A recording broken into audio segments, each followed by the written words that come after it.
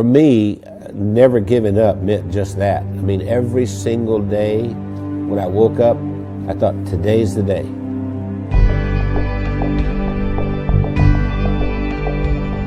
I was the second son in a sharecropper's family, and a sharecropper means that you don't own anything. I mean, you work for someone else who was a landowner.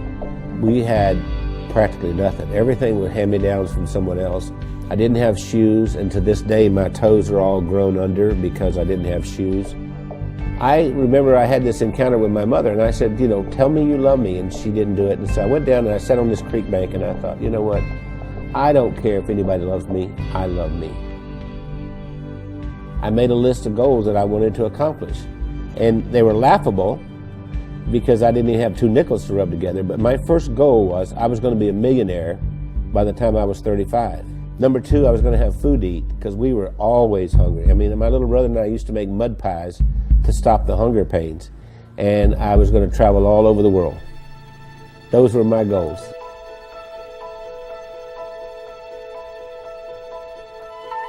I've learned everything from working with Randy. I didn't know anything about business. I started out, before I met Randy, I was a teacher, a mathematics teacher.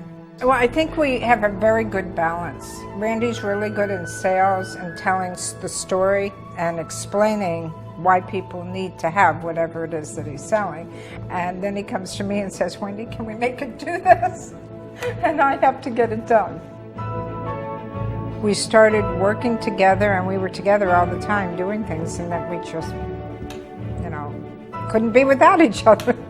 And once she got exposed to me, it was downhill from there. I mean, she could not last a day without me.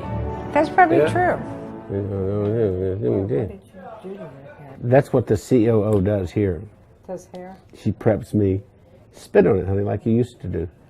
I never spit. We retired a few times. Did he tell you that? We've tried retirement 3 times, but we never figured out exactly how to do it because we've worked all of our lives. We took a year and we traveled around the world. Then when the decision of the day became, where are we having breakfast? I thought, we're in trouble. If I were giving you advice and you were meeting Wendy for the first time, I would tell you, don't get your feelings hurt if she uses her phone while she's meeting with you. Hey, Kim. Hey, Chris. Okay. I'll see you in the morning. All right. Bye. Bye-bye. I kind of feel like a triage nurse at a hospital. And every week I go in and I reprioritize. No, I'm not improving that. I think what drives Wendy is her desire to be the best and provide the best of service to everyone. Awakened at 2:30 in the morning, and I hear this little click, click, click, click, click, click, click, click. And it's Wendy over there looking something up at 2:30 in the morning. And I'll say, why aren't you sleeping? You can do that tomorrow morning. We are the definition of entrepreneurs. And we don't like doing one thing at a time. We have to do a lot of things at the same time. It's not just Randy and Wendy doing all this work. The whole team, every single one of us works around the clock. Hey, gorgeous. Listen, Bernice has been with us for what, 5, 6 years? 6 years. Yes. And we love her to death. And I love you guys. Yeah.